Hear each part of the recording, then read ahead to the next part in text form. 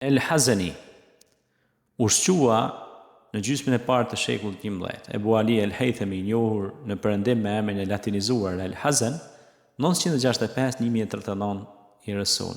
Ishte përfaqësuesi më i denj i kërkimit shkencor në fushën e optikës, si dhe një nga fizikantët më të mëdhenj të gjitha kohëve.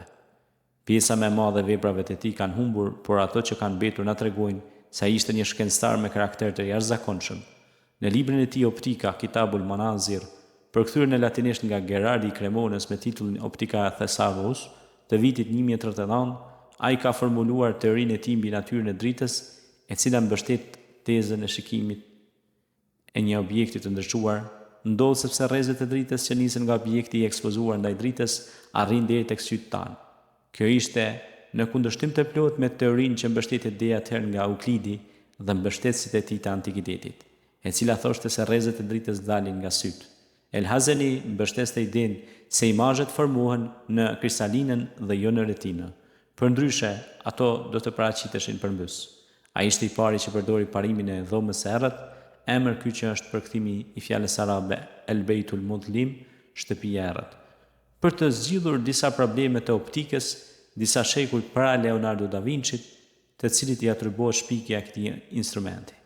Në kundërshtim me idenë që mbështetej prej Aristotelit dhe studiuesve aristotelian të epokës, El Hazani mbështeste teorinë se drita ka natyrë materiale dhe me sa mund të kuptohet, ai kishte arritur në përfundim se shpejtësia e saj nuk ishte e pafundme.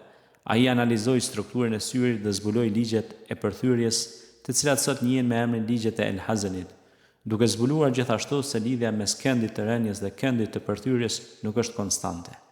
Në eksperimentet e tij të optikës ai nxorri në pa se një rrezë drite, kur kalon në dy pika, përshkon rrugën më të shpejt, duke i paraprirë parimit të kohës më të shkurtër të Fermatit.